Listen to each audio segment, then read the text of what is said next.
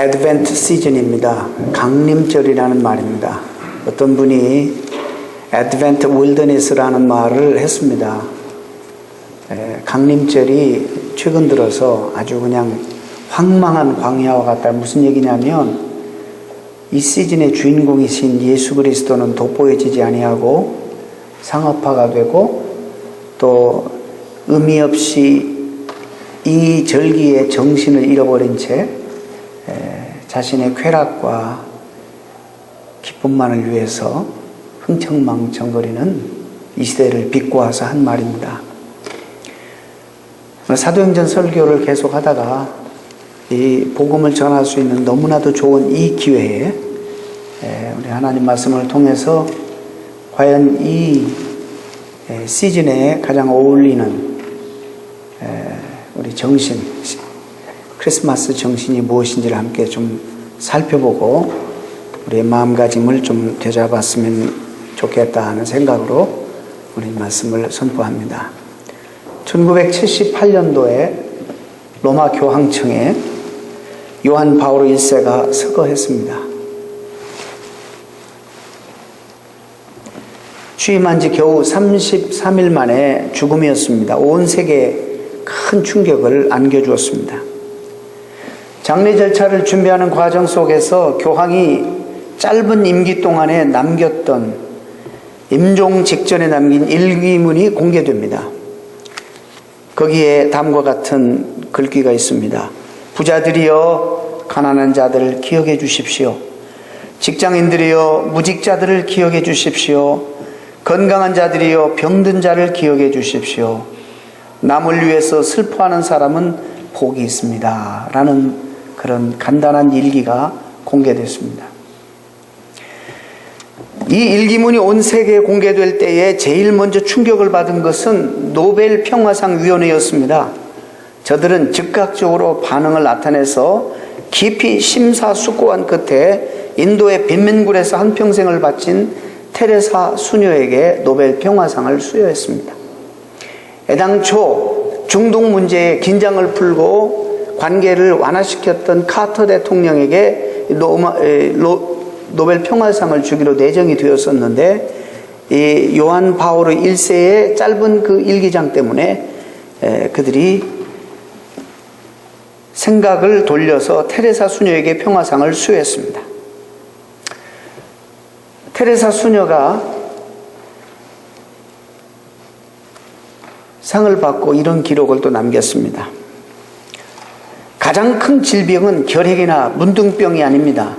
아무도 돌아보지 않고 아무도 위로하지 않고 아무도 사랑하지 않고 아무도 필요로 하지 않는 것, 이것이 가장 무서운 질병입니다. 세상에는 빵이 없어서 굶어 죽는 사람도 있지만은 작은 사랑이 없어서 죽어가는 사람이 훨씬 더 많습니다. 라는 말을 남겼습니다. 그런 소망이 없는 이 세상 속에, 길을 찾지 못하고 절망 가운데 어둠 가운데 헤매는 이 세상 속에 죽음에 대한 공포와 하나님의 심판에 대한 죄의 형벌에 대한 두려움과 죄책감과, 그래서 자유함이 뭔지 누리지도 못하고 늘 억눌려 살아가고 절망 속에 살아가는 사람들에게 오늘 말씀은 이렇게 우리에게 선포됩니다. 선지자를 통해서 하나님 말씀하십니다. 내 백성을 위로하라. 내 백성을 위로하라. 이 당시의 상황을 말씀드리면 BC 587년, 586년 남유다는 바벨론의 침략을 받아 멸망하게 됩니다. 예루살렘 성이 파괴되고 하나님의 성전이 불태워지고 이방인들에 의해서 참담하게 모든 것이 다 폐허되고 무너지고 맙니다. 문헌에 보면 당시 유대인들이 15,000명이 포로로 바벨론으로 끌려갔다고 적혀 있습니다. 하나님의 경고의 메시지를 무시하고 하나님을 떠난 그들에게 하나님의 엄한 심판이 내려진 것입니다. 그들은 바벨론의 포로로 끌려가서 70년 동안 부모를 만날 수 없었고, 부모로부터 격리되고, 자식들로부터 격리되고, 부부도 함께 살 수가 없, 그런 가족들이 뿔뿔이 흩어지는 비참한 지경에, 여러분 상상할 수 없는 그런, 도저히 감당할 수 없는 그런 슬픔과 고통과 어려움 속에서 사랑하는 가족들도 뿔뿔이 흩어진 채 많은 아픔과 상처를 끌어안고 이 세상에는 과연 소망이 없다 생각하며 그냥 그럭저럭 하루하루를 연명하고 죽지 못해서 살아가는 그런 삶을 살아가고 있었습니다. 많은 사람들은 예루살렘 성의 처참한 파괴 현장을 보았을 것입니다. 멸망의 현장을 목격한 사람들이 그 가운데 수없이 많습니다. 가깝게 지내던 사랑하는 가족들과 이웃 사촌들이 죽어가는 모습들을 수없이 많이 봤을 것입니다. 함께 살지 못하고 가족들이 흩어져서 그렇게 고통 가운데 살아갈 수밖에 없었습니다. 얼마나 많은 충격과 얼마나 많은 상처들이 그들에게 있었겠습니까? 그들에게 무엇보다도 필요한 것은 위로였어요. 위로. 그러나 아무도 그들에게 어떤 것도 위로가 될 수 없고 그 누구도 그들을 위로할 수가 없었습니다. 그들에게 하나님께서 이사야 선지자를 통해서 말씀하십니다. 너희는 정다이 예루살렘에 말하며 그것에게 외쳐 고하라. 그 복역의 때가 끝났고 그 죄악의 사함을 입었느니라. 그 모든 죄를 인하여 여호와의 손에서 배나 받았느니라 할지니라. 복역의 때가 끝났다는 것입니다. 하나님의 진노가 여기서 이제는 멈추고 하나님이 이제는 용서의 은총과 은혜가 임한다라고 외쳐라. 이사야는요 66장까지 있는데 참 재밌습니다. 내용면으로 봐도 39장까지는 구약적입니다. 그리고 40장에 들어서 지금 첫 번째 메시아에 대한, 그러니까 신약이 시작되면서 제가 오늘 그래서 강림증 설교를 여기를 선택한 것입니다. 자, 이 말씀이 그 당시에 유대인들에게 주신 말씀입니다. 분명히. 그런데 오늘을 살아가는 우리에게 이 말씀이 던져주는 의미가 뭐고 우리가 받아야 될 메시지는 도대체 무엇인가? 이 시대에 살아가는 우리에게 이 말씀은 무슨 의미가 있는가? 오늘도 변함없이 죄 영향력 아래 죄책과 또 하나님의 심판에 대한 두려움과 공포와 염려와 근심 속에 소망 없이 살아가는 무수히 많은 사람들이 우리 주변에 있다는 것입니다. 그런데 하나님께서 이 말씀을 믿는 우리에게 남기신 것은 이사야에게 그 말씀을 남기셔서 이사야 입술을 통해서 백성들에게 이 위로의 메시지를 선포하게 하셨듯이 우리로 하여금 하나님께서는 소망 없이 살아가는 많은 사람들에게 일어나서 이사야처럼 이 소망의 메시지를, 위로의 메시지를 선포하기를 하나님은 원하시는 것입니다. 그분이 이 땅에 오신 목적과 그 이유와 그분과 연관된 삶과 그분의 십자가의 의미를 우리가 이해한다면 이 세상에 그 어떤 것도 위로받을 수 없었던 분들이 정말 위로받고 일어나게 되는 놀라운 역사가 있을 것이라는 것입니다. 해밍웨이 단편집에 이런 게 있습니다. 짤막한 이야기가 소개되는데 스페인에 어떤 엄한 아버지가 있었는데 그 아버지는 너무나 엄격해서 사사건건 그 아들과 부딪힙니다. 아들이 하는 짓을 보면 아버지 입장에서 눈에 거슬리는 게 한두 가지가 아닙니다. 그래서 이 엄격한 아버지는 사랑이라는 이름으로 그 아들을 자꾸 힘들게 합니다. 너 이래야지 저래야지, 우리 기대가 이런데 너 왜 이러냐. 행하는 모든 것들이 사람 구실을 못하는 거예요. 싹수가 정말 우리 표현에 싹수가 노래요. 그래서 자꾸 엄격하게 아버지는 이 자식에게 뭐라고 하고 쪼여댑니다. 철딱서니가 없습니다. 자기 마음대로 합니다. 아버지의 기대는 있고 또 아들은 아들대로 아버지가 너무너무 숨을 못 쉬게 졸라대니까 정말 아버지만 만나면 길을 못 피고 너무 힘든 거예요. 이런 갈등과 이런 구조 속에서 견디지 못한 이 아들은 집을 뛰쳐나가고 맙니다. 가출하게 돼요. 가출해서 아버지도 가출하니까는 뭐 전혀 마음 아파하지도 않고 자식 내 멋대로 안 될 바에 나가서 죽든 살든 내가 알 게 뭐야, 잘 나갔다, 이런 생각을 하는 거예요. 그래서 아들이 나가서 이제 몇 해가 되는데 집에 들어오질 않아요. 여러분, 처음에는 아버지도 속이 다 시원했는데 잔소리할 사람 없어서 스트레스 안 받아서 점점점 그 아버지의 마음이 고통이 찾아오는 겁니다. 내가 너무 심했구나. 내가 늘 내 입장에서만 아들에게 몰아세웠구나. 사랑이 그런 게 아닌데 내가 그랬구나. 오랫동안 용서하지 못했던 그 마음을 열고 그 아들을 용서하기로 마음을 작정합니다. 그리고 난 다음에 간단한 문구를 광고에 냅니다. 내 아들 파코야, 아빠가 너를 용서한다. 아빠가 너를 사랑한다. 집에 돌아오너라. 그리고 몇 날 며칠에 정오의 호텔, 몬타나 호텔에서 너를 기다리겠다. 만나자. 광고를 냈습니다.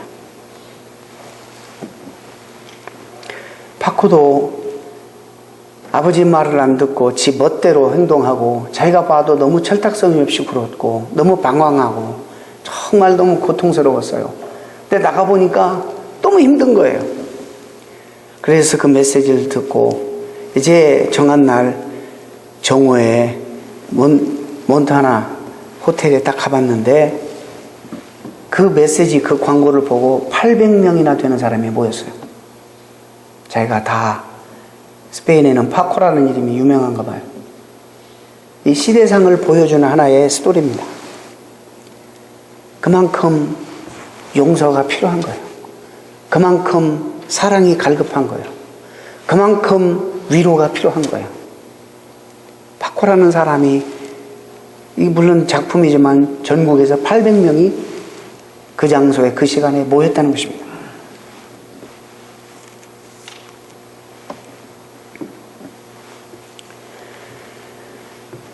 이런 사람들에게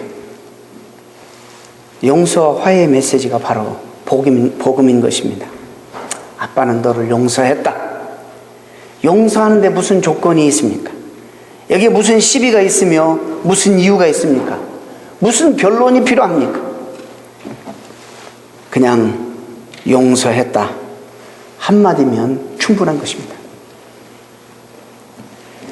이 시대에 우리가 전해야 될 메시지가 바로 이 메시지고, 우리가 실천해야 될 우리의 삶에 하나님이 요구하시는 실천의 모습이 바로 이 사랑과 용서입니다. 그리고 이 죄사함을 선포하는 것입니다. 성경은 말합니다. 복역의 때가 끝났다. 하나님의 진노가 여기서 멈추고 이제는 은총의, 하나님의 은총의 해가 앞에 다가오고 있다고 외쳐라. 결정적인 미래, 정말 밝은 소망의 메시아의 시대가 다가오고 있다고 외치라. 선지자를 들어서 하나님이 이렇게 말씀하십니다. 내 백성을 위로하라. 여러분, 우리가 어떻게 백성을 위로하고 위로를 받을 수 있겠습니까? 빵입니까? 우리 직장 문제입니까? 건강입니까? 물론 그런 것들도 우리에게 빵도 주고 배고픔도 해결해 주고 직장도 해결해 주고 우리의 삶의 의식주 문제를 해결해 주는 것도 우리에게 참으로 중요한 위로가 되겠지만, 그런 것들은 다 일시적이고, 성경 속에 적어도 위로의 개념은, 이 comfort라는 위로의 개념은, 성경의 개념은 make the one strong 이라는 뜻입니다. 어떤 사람을 강하게 만드는 것이 위로. 이 위로라는 말이 아주 연약해 빠진 단어가 아닙니다. 그냥 누가 좀 엄살 부리면 가서 좀 긁어주고 들어주고 이런 정도의 위로가 아니라 그 사람을 강하게 만들어서 일어설 수 있도록 힘을 제공하는 것이 성경이 말하는 위로입니다. 우리가 기도 생활, 하나님 앞에 위로받는 큰 방편 중에 하나가 기도입니다. 여러분 많이 경험하셨을 거예요. 기도를 통해서 하나님의 응답도 우리가 받지만, 내가 원하는 대로 하나님이 응답하시는 그런 축복도 우리가 많이 누리지만, 많은 경우에서 내가 이렇게 이 환경을 바꿔달라, 이 내 처지를 개선해달라 기도했는데 하나님이 그대로 응답하지 않으시고 다르게 응답하신 그런 경우도 굉장히 많고, 내가 원하는 대로 하나님 응답하신 경우가 굉장히 하지 않는 경우들이 많습니다. 그런데 보십시오. 우리가 여기까지 온 것은 하나님이 우리 기도를 다 들으신 거예요. 보세요. 기도를 통해서 하나님이 환경을 바꿔달라고 기도했는데 하나님은 많은 경우에 이 환경을 이길 수 있는 힘을 우리에게 줬어요. 여러분 그런 간증 없습니까? 우리가 힘들어요. 슬픔을 당했어요. 사랑하는 사람을 먼저 떠나보냈어요. 고통을 당했어요. 오랫동안 참 병과 함께 씨름하면서 병마와 투쟁하는 그런 삶을 살아요. 우리가요 정말 감당할 수 없는 일들을 많이 당합니다. 도저히 내가 사랑할 수 없는 사람을 계속 사랑하라는 메시지를 주님에게 받고 있습니다. 우리가 이런 일들을 경험할 때 뭐라 하냐면 beyond my limit, 내 능력 밖이라는 거예요. 내 능력 밖에, 내 힘으로 할 수 없다는 거예요. 맞습니다. 그런데 내 능력 밖의 일을 어느 분이 오셔서 힘을 주셔서 그 일을 감당하게 하시는 이런 체험을 우리가 너무나 많이 하고 있습니다. 우리가 오늘 여기까지 온 것은 바로 그런 하나님의 은혜의 때입니다. 그런 은혜가 없었더라면 우리는 이 자리에 설 수 없습니다.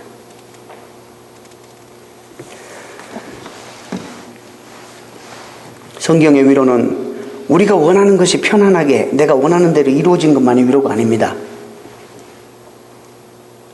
환경과 내가 처해 있는 조건이 내가 원하는 대로 변하는 것도 하나님의 축복이지만 환경이 어떠하든지 상황이 어떠하든지 내가 이 모든 것들을 문제없이 이겨낼 수 있는 힘이 나에게 주어진다는 것, 엄청난 하나님의 축복이고 위로입니다. 우리가 그 위로받고 여기까지 왔어요. 그거 안 받았으면요 한강에서 뛰어내렸어요. 그거 안 받았으면 삶에 자신이 없어서 우리 어떻게 끝냈어요. 그런 슬픔을 당하고 그런 어려움을 당해오면서 그런 수모와 비참함을 당해오면서 우리가 다 극복하고 여기까지 온 것은 하나님의 위로의 은혜가 있었기 때문입니다.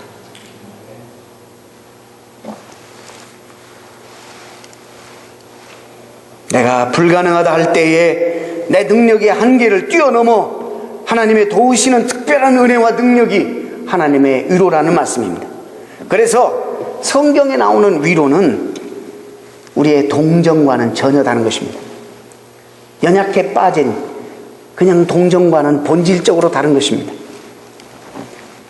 come, 영어를 좀 얘기해볼까요? come, together with, 그런 뜻이에요. together with. 그 다음 fault, 나와.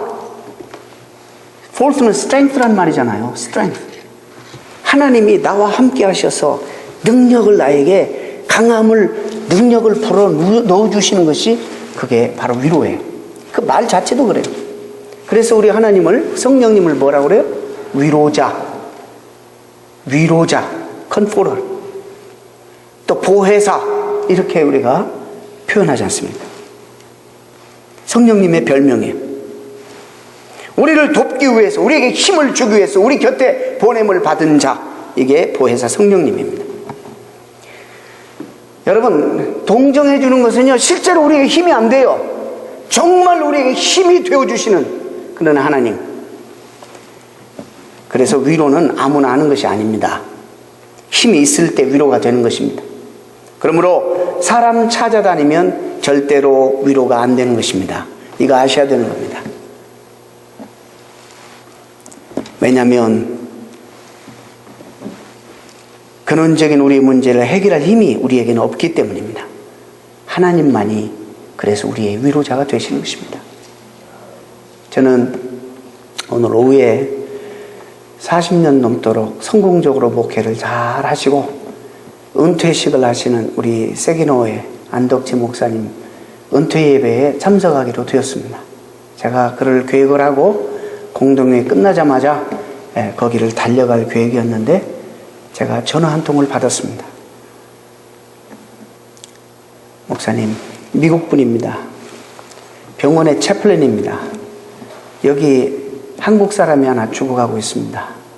국제 결혼을 했는데 평생 성공적으로 사랑받고 잘 살아가고 있는데 50대 중반인데 아주 매시브한 암에 걸려서 치료를 하다가 결국에 의학에서 손을 떼고 결국에 라이프 서포팅 시스템으로 연명하다가 이제 그것까지도 의미가 없어서 떼고 지금 이제 호스피스로 들어가 있다. 그런데 그동안 영어를 많이 쓰고 자녀들이 훌륭하게 잘 화목하게 그 가정에서 키워냈는데 지금 이제 죽음을 임박해서 영어를 한마디도 하지 않냐고 한국말로만 한다는 거예요.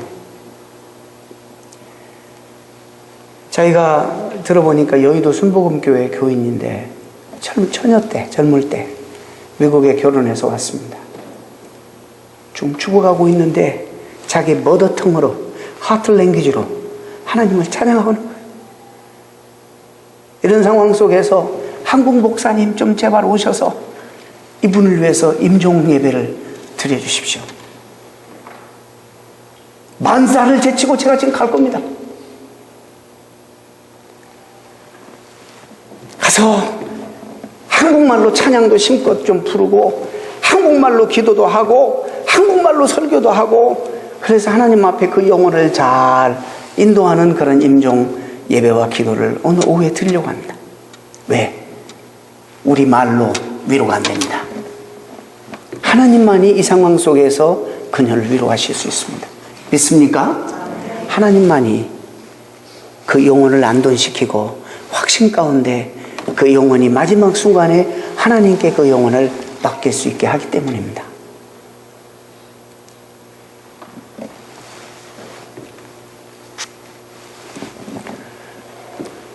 하나님께서는 그 백성들을 불쌍히 여기시고 사랑하셔서 바벨론으로 끌려가 있는 그들을 사랑하셔서 페르시아를 일으켜서 도구로 사용하셔서 바벨론을 치게 하시고 결국에 그의 백성들을 바벨론의 속박으로부터 해방시키고 이제 본국으로 되돌아가게 하십니다. 이제 해방된 그들이 하나님의 위로를 경험하기 위해서 꿈에도 그리던 고향에 예루살렘으로 귀환하게 되는데, 그 하나님의 더 큰 위로를 경험하기 위해서 그들이 귀환길에 준비해야 될 마음이 있어요. 준비해야 될 것들이 있어요. 그들의 몫이 있다는 것입니다. 하나님은 지금 위로의 하나님으로 그들에게 찾아오시고 말씀이 선포되었고 이제 하나님이 모든 일들을 행하셨는데, 이제 그들도 마음을 준비해서 진정 하나님 베푸시는 위로를 받아야 된다는 것입니다. 오늘도 하나님은 우리 곁에 오셔서 성령님이 말할 수 없는 은혜와 힘으로 우리를 위로하고 계시고 능력으로, 권능으로 우리의 삶을 책임지고 계시는데, 우리가 그것을 누리지 못하는 이유가 바로 여기에 있습니다. 우리의 몫이 있다는 것입니다. 오늘 그 말씀을 이사야가 전해주고 있습니다. 뭐냐? 산은 낮아져야 되겠다. 골짜기는 높아져야 된다. 3절 5절에 외치는 자의 소리여 가로되 너희는 광야에서 여호와의 길을 예비하라. 주님의 길을 예비하라. 그리스도가 이 땅에 우리의 심령 속에 불행한 사람들에게, 절망적인 사람들에게 잘 가실 수 있도록 길을 예비하라. 어떻게 예비하느냐? 사막에서 우리 하나님의 대로를 평탄케 하라.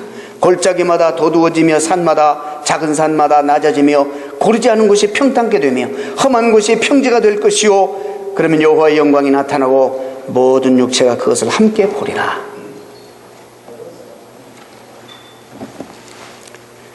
산은 높아져야 되겠다. 상징적인 의미죠. 오시는 예수 그리스도, 정말 우리에게 위로가 되신 위로자, 우리가 영접하고 그 위로를 경험하려면 우리 바리새주의적인 교만과 자기 의를 의지하는 교만, 잘났다고 생각하는 교만, 내 의를 붙잡고 있는 그 모든 것들을 다 낮춰야 된다는 것입니다. 그런 심령 속에 하나님의 위로가 있는 것이지, 하나님 나는 필요 없어요 하는 심령 속에 하나님 위로가 넘칠 수가 없는 것입니다. 자리할 틈이 없는 것입니다. 우리 스스로를 겸손히 낮추라는 것입니다. 잘났다고 하는 교만, 뭔가 자기가 이룬 것 같이 생각하는 교만 다 낮춰야 된다는 것입니다. 길을 평탄케 해야 된다는 것, 주님이 가시기 좋게. 골짜기는 높아져야 된다는 것입니다. 나는 안 돼, 나는 소망이 없어, 지난 삶을 볼 때 나는 실패의 연속이야, 내가 뭘 할 수 있어, 자기를 자학하는 낮은 상처가 깊은 심령들도 메꿔라. 하나님이 우리를 귀하다 여기셨으면, 하나님이 우리를 딸이라, 아들이라, 자녀 삼으셨다면 우리는 믿어야 되는 것이에요. 하나님이 우리를 존귀하다 하시는데 우리가 우리 스스로를 낮춰서, 그건 겸손도 아니에요. 그건 착각하지 마세요. 그건 겸손도 아니에요. 이런 사람들이 쉽게 말해 영어로 말하면 심각한 디프레션에 빠져가지고 결국에 하나님의 위로를, 그 환경이나 극복을, 그 상황을 극복하지 못하고 길이 보이지 않는 거예요. 자신 없는 거예요. 이런 인생을 살 자신이 없어요. 너무 힘든 거예요. 그래서 한강다리로 가서 떨어지고 또 약 먹고 죽고 그러는 거예요. 한국의 자살률 전 세계에서 제일 1위라는 거예요, 지금.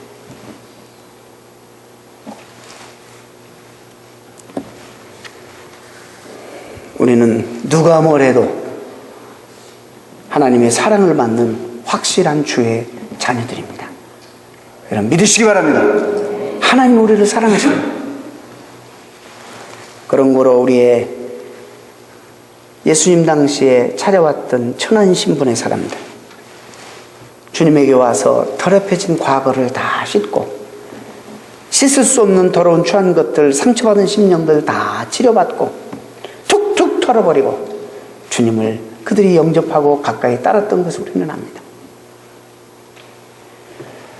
우리도 주님과 만날 수 있을 만큼 자기 자신을 소중히 여길 줄도 알아야 합니다. 우리가 사랑받는 존재이기 때문입니다. 첩경을 곧게 하라. 꼬부라진 마음을, 갈고리 같은 마음, 편견, 굽어진 마음, 오해, 이런 것들을 다 지워버리고 순전한 마음을 준비하라. 그런 뜻입니다. 중년 남자가, 제가 이거 보면서 아이고 나하고도 조금 이런 관계가 있네 이런 생각이 들더라고요. 여행을 자주 하는데 여행 다니면서 이제 그 와이프가 뭘 원하는지를 잘 아니까 즉각적으로 전화를 해야 되는데, 요즘요 제가 사실 전문 목사님들하고 어디 가면 꼴사나워서 못 봅니다. 그냥 같이 있으면요 그냥 가지고 와이프하고 이 뭐 하는지, 정말 선배가 옆에 있는지 없는지 여기서 애정행각을 다 하고 사랑을 고백하고, 그래서 제가 이제 눈치 봐가지고 방 따로따로 써야겠어. 지나쳐. 응? 어느 날 전화를 했어요. 전화해서 이제 전화하는데 별일 없지? 애들 잘 있고? 강아지는 잘 있고? 꽃에 화초에 물 줬어? 이러는데 가만히 기다리다가 당신 해도 너무해요. 왜 나한테는 아무 소리 안 하고 계속, 그러면 확 화나서 끊어버렸어. 그 와이프의 생각은 내가 강아지만 못하나, 내가 집에 키우는 화초만 못하나, 왜 다른 걸 다 여러분 안 물어도 다 아는 거 아닙니까? 그렇게 무심한 남편도 문제지만 또 그거 가지고 말 안 했다고 꼬부라치는 이 아내도 문제라 저는 생각합니다. 다 말해야 됩니까? 용서하십시오. 왜 이렇게 인생을 힘들게 사는 거예요? 그냥 한 번 믿으면 믿고. 왜 그럴까? 하나님의 사랑도 의심하는데 뭐 의심 않겠어요? 하나님 사랑도 의심하는 거예요. 정말 하나님 나를 사랑하실까? 성경은 사랑하신다고 하는데 나를 정말 사랑하실까? 내가 무슨 짓을 했다고? 사랑받을 만한 짓도 안 했고 내가 나를 아는데 하나님이 어떻게 나를 사랑해? 자신이 없는 거예요. 사랑받을 자신이 없다는 거예요. 여러분 속지 마세요. 사탄이 주는 생각에 하나님이 여러분에게 말해 나는 너를 절대적으로 사랑한다는 거예요. 하나님이 절대적으로 사랑하면 우리는 절대적으로 받아야 되는 거예요. 하나님 우리를 무조건 사랑한다는 거예요. 그러면 조건이 없어요. 그냥 받는 거예요. 수용하는 거예요. 하나님이 하시는데 왜 우리가 수용 못해요? 그런 세상을 살아가고 우리의 삶을 점점 더 복잡하게 만듭니다.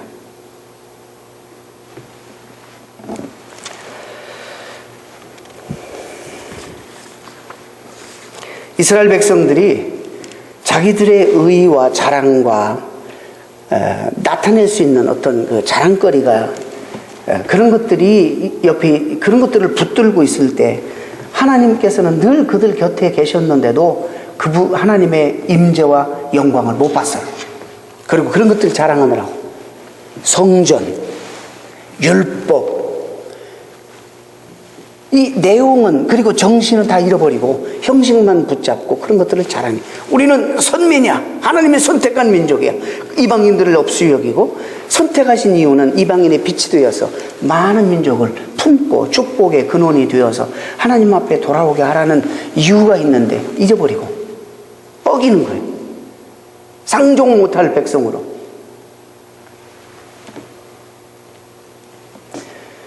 그들의 자랑을 붙잡고 그들이 자랑할 만한 의를 붙잡고 있는 한 그들은 하나님이 곁에 계셨으면서도 위로자가 곁에 계셨으면서도 그 위로를 경험하지 못했어요. 그 임재를 경험하지 못했어요. 언제 경험했느냐? 오늘 본문에 보세요. 성전은 무너지고 국토는 빼앗겨버리고 다윗의 왕권은 폐허해지고 하나님 앞에 나아갈 수 있는 유일한 길이었던 제사장직까지 무너지고 나서야 하나님의 위로가 그들 가운데 드디어 경험되어지는 거예요. 오늘 이 말씀을 아십니까?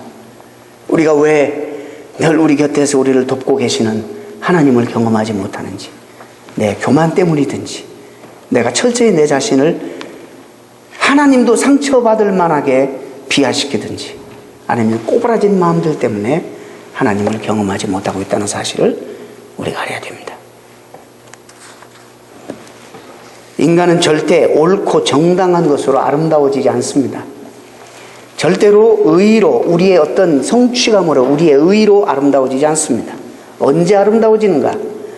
완악했던 심령이 깨어질 때, 교만한 우리가 깨어질 때 우리 안에 하나님이 이미 지어놓으신 하나님의 형상이 흘러넘치게 되고, 마치 옥합 향유가 그 안에 들어있을 때는 향내를 내지 못했지만 단단한 옥합을 깨뜨려 버릴 때 그 속에 있는 향이 온 집안을 가득한 것처럼 우리의 의가 깨어질 때, 내가 자랑하고 있는 자랑이 깨어질 때, 내 죄로 말미암아 단단히 굳어진 심령이 깨어지는 그 순간 하나님이 이미 내 안에 지어놓으신 아름다움이 흘러넘치는 거예요.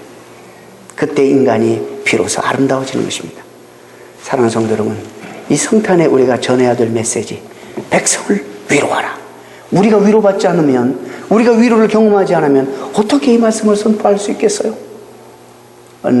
우리에게 주신 너무나도 좋은 메시지입니다. 주님이 우리를 사망 가운데서, 목욕 가운데서 우리를 해방하시고 죄악 가운데 죄책으로부터, 연약함으로부터, 실패로부터 우리를 다시 회복하시기 위해서 이 땅에 자유함을 주시기 위해서, 위로를 주시기 위해서 이 땅에 오셨다는 것을 이 시즌 동안에 선포하는 여러분 되셔서 여러분도 위로를 체험하시고 위로의 영으로 하나님으로 오신 그 하나님을 소개하는 우리 올해의 성탄절 되실 수 있기를 진심으로 축원합니다. 기도하겠습니다. 하나님 고맙습니다.